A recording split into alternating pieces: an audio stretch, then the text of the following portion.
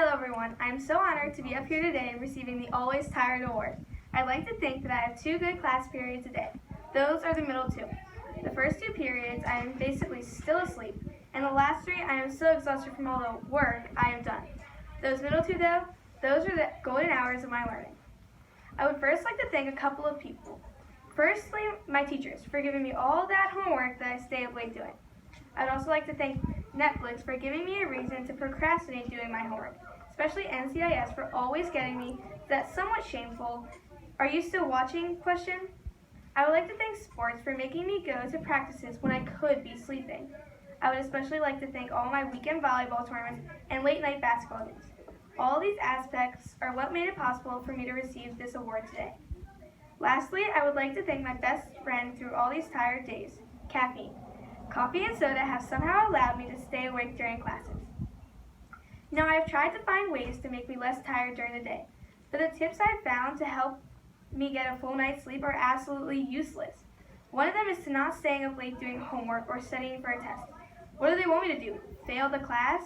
They also say that I shouldn't do any rigorous exercise 6 hours within going to bed. So if I have to have a game at 6:30 and that goes to 7:30, am I supposed to go to bed at 1:30 in the morning? Do they want me to be more tired? Furthermore, in order for me to get that recommended 8 hours of sleep, I would need to go to bed by 10. 6 hours before that would be 4 p.m. So they're basically recommending that I don't get any exercise outside of recess and PE. I don't even think my doctors would agree with that. Also, they say that a person shouldn't go to bed hungry, but also not to eat a big meal before going to bed. This one bothers me a lot. Like, what kind of Goldilocks fairy tale world do they think I live in?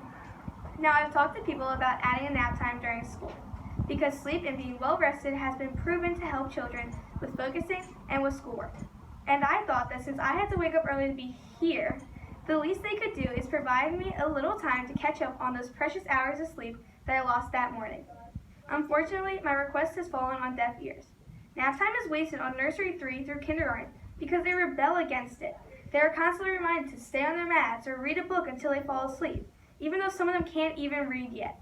Meanwhile, up on the 3rd floor, we are basically falling asleep while reading books in class, being reminded to stay awake. So with that in mind, I yield back my time to a nap bank.